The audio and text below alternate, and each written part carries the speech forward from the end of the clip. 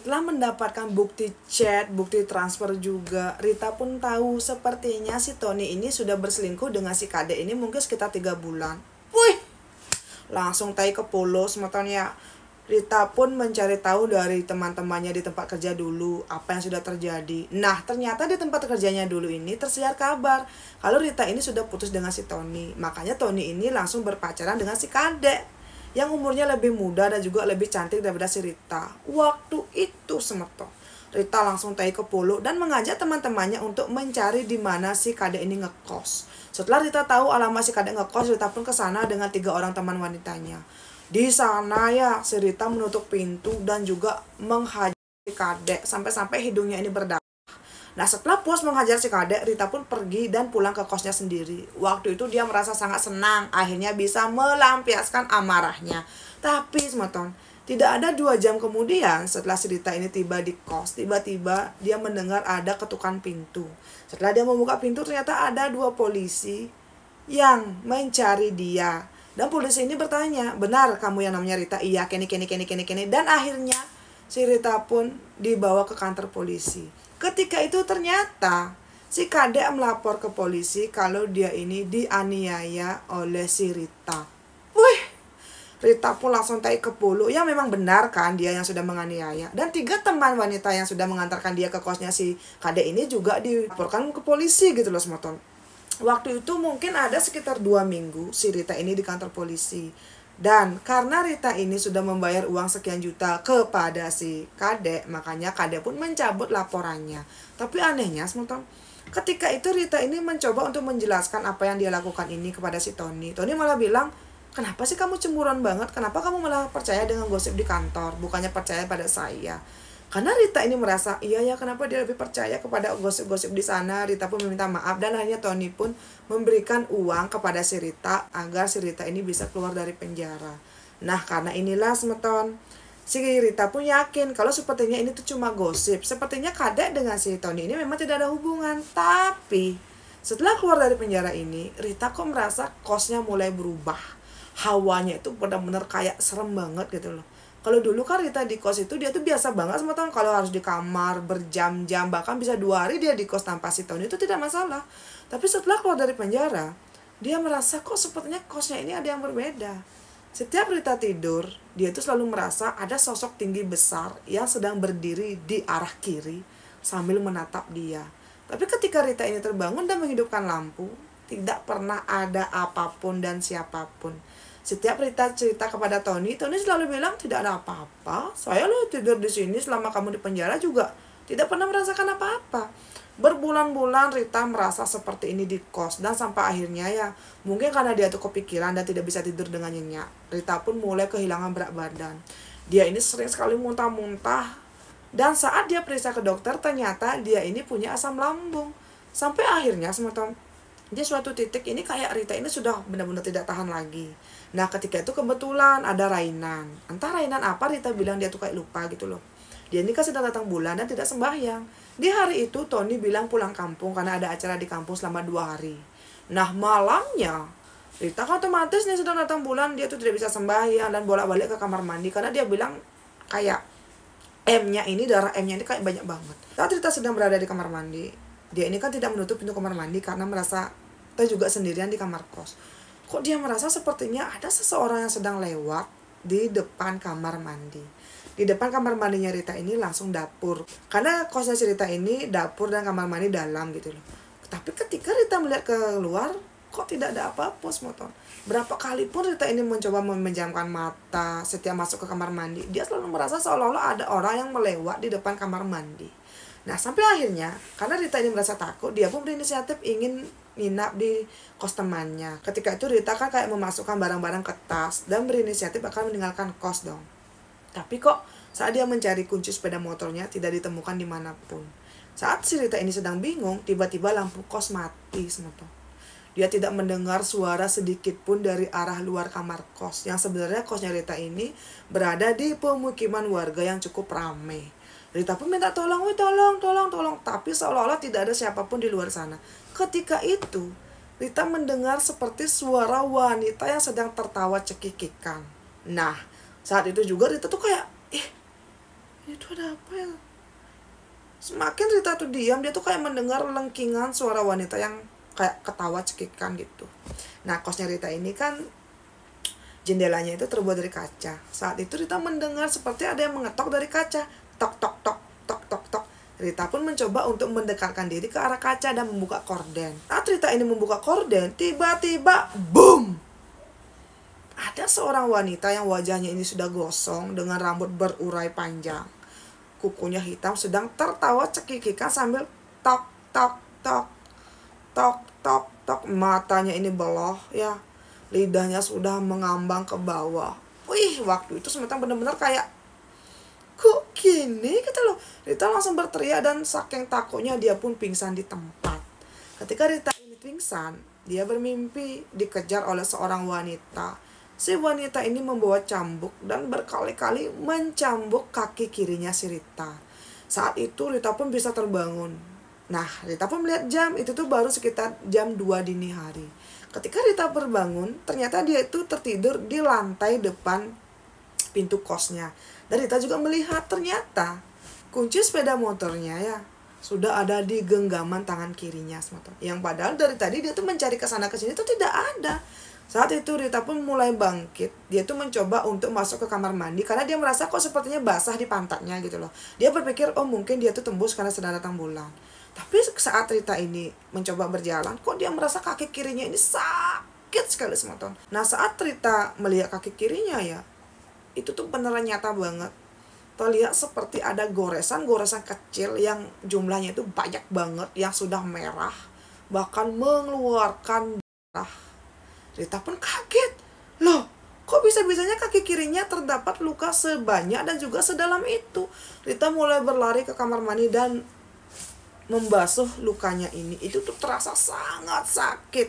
Karena Rita ini merasa kakinya sangat sakit, dia pun tidak jadi pergi ke kos temannya dan tidur.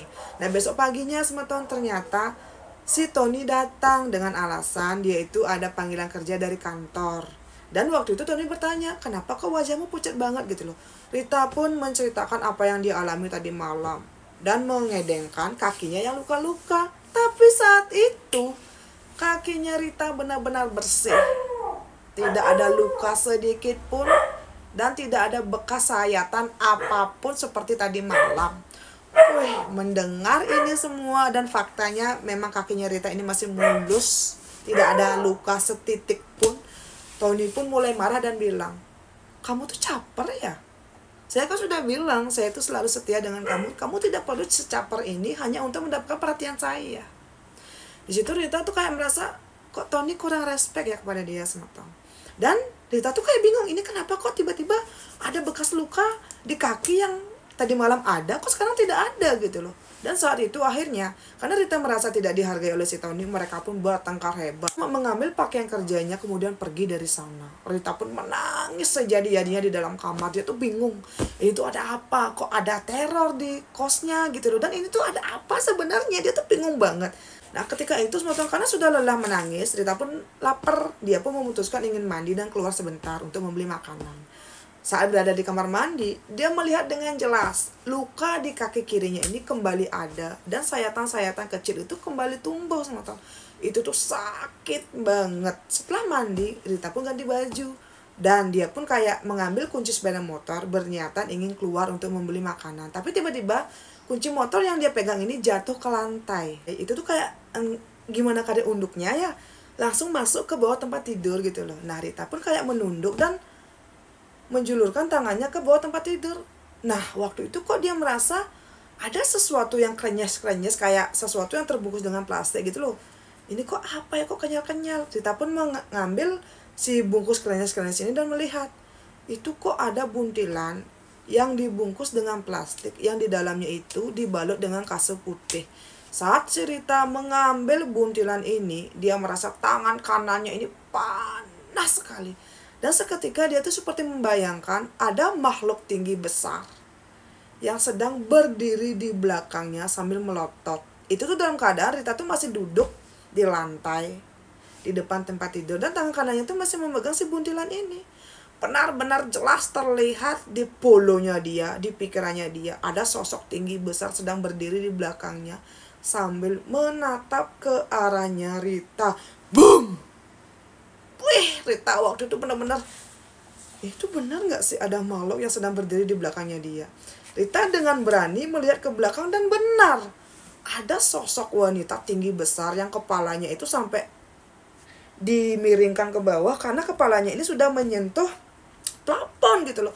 Waktu itu Rita tanpa babi bu langsung berlari keluar dan juga kabur dari kosnya. Ketika dalam perjalanan Rita ini bingung banget dia harus kemana, dia tuh menangis sejadi-jadinya. Nah waktu itu buntilan yang dia pegang ini masih dia pegang erat di sebelah kanan gitu loh. Nah Rita pun ingat dia ini kan punya salah satu teman yang memang masih berhubungan baik dengan dia di tempatnya kerja dulu. Rita pun ke kos temannya ini. Kebetulan temannya waktu itu memang ada di kos. Rita sampai di sana dia berteriak menangis menceritakan semuanya. Ketika itu temannya ini bilang, "Kamu membawa sesuatu ke sini ya?" Nah, Rita pun menunjukkan buntilan ini semua. Nah, temannya bilang, "Sepertinya buntilan ini deh yang membuat kamu selama berbulan-bulan merasa diawasi oleh seseorang." Dan ternyata temannya ini memang tipikal orang yang kayak indigo gitu loh semata. Temannya bertanya, "Pernah nggak kamu melihat ini dan merasa ini. Apa yang ditanyakan oleh temannya Rita ini benar-benar dialami oleh si Rita. Akhirnya semata saat itu juga Rita dengan temannya ini melali ke tempat orang pintar. Kebetulan orang pintar ini berada di daerah. Dan orang pintar ini masih ada hubungan keluarga dengan temannya si Rita. Rita menunggu di luar kamar suci. Yang duduk di depan kamar suci cuma temannya saja. Ketika itu seorang pintar ini bilang, "Sepertinya buntilan ini dikirim oleh seorang wanita yang merasa iri ke Rita. Dan sepertinya wanita yang menaruh buntilan di kosnya ini pernah berhubungan dengan pacarnya si Rita. Dan buntilan ini memang ditaruh sendiri oleh si wanita tersebut." Boom. Kok kene? Yang terbayang di polonya si Rita adalah si Kadek, wanita yang sudah memenjarakan dia dan yang pernah dia curigai berselingkuh dengan si Tony. Saat itu juga semeton si orang pintar ini memberikan tirte kepada temannya si Rita dan disuruh untuk nyiratang ini karena kan si Rita ini sedang MK tidak boleh. Ke kos untuk nyiratang tirte ini, Rita pun menginap di tempat temannya ini. Di malam itu Rita tidak bisa tidur sama sekali. Dia merasa kok badannya panas sekali semeton. Sampai besok paginya dia terbangun, wajahnya ini tiba-tiba breakout parah. Banyak banget ada jerawat nanah yang tiba-tiba bermunculan di wajahnya. Sampai-sampai ya kurang lebih selama 6 bulan Rita ini harus pergi ke dokter untuk mengobati wajahnya ini. Dan setelah itu Rita pun mendengar kalau si Tony kecelakaan sepeda motor dan harus menetap di kampung. Nah saat itu Rita ini kan pulang kampung ke temannya si Tony ya. Orang tuanya Tony bilang, "Kenapa kok Rita tega banget menyakiti si Tony, mencari guna-guna agar si Tony ini cinta kepada Rita, sampai-sampai si Tony ini nguliang istri sahnya." Dan ternyata yang menceritakan ini semua adalah siapa? Benar, Tony. Tony cerita kepada kedua orang tuanya, sepertinya dia ini dipelet oleh si Rita. Karena itulah si Tony menceraikan istrinya. Dan sekarang si Tony sudah sadar dan ingin berpisah dengan Rita. Boom. Luar binasa sekali bukan? Dan setelah itu sebetulnya orang tuanya Tony bilang, "Tinggalkan putra kami, kamu itu wanita tidak baik." Dan ketika Rita berbicara kepada Tony, Tony bilang dia ingin putus dengan Rita. Semua barang-barang yang ada di kos ambil, tabungan yang ada di bank ambil, tapi jangan pernah hubungi saya lagi. Rita bingung. Ken kok kene?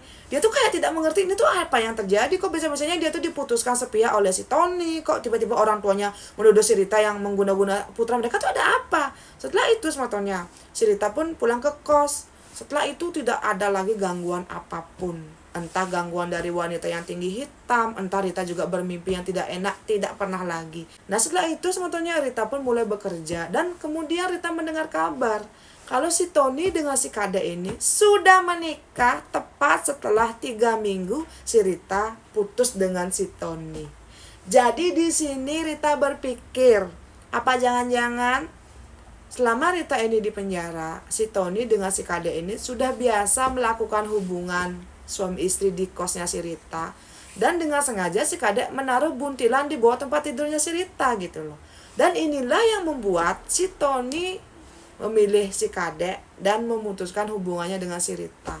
Di sini si Rita baru sadar, ternyata kalau kita merebut seorang lelaki dari istri sahnya. Dan menutup kemungkinan teman-teman kalau suatu hari nanti akan ada orang lain yang merebut si lelaki ini dari tangan kita.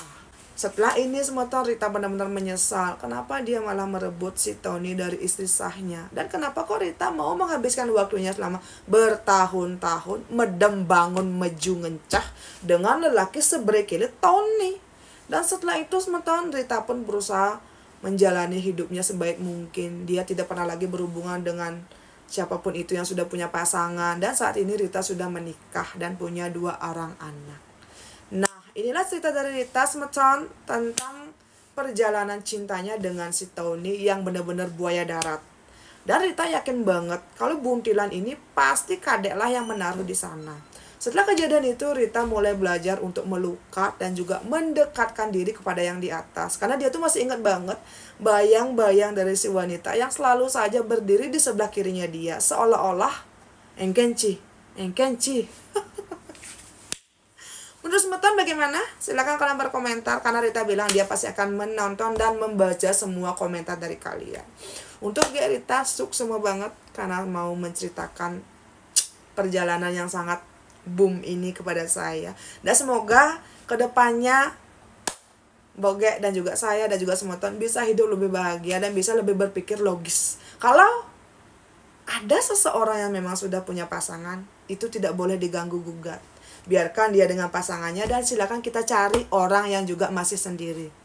Untuk semua temanku yang sudah nonton dari awal sampai akhir, sukses banget. Jangan lupa tinggalkan jejak dengan cara like, komen, dan subscribe. Sampai ketemu di cerita saya selanjutnya. Dadah!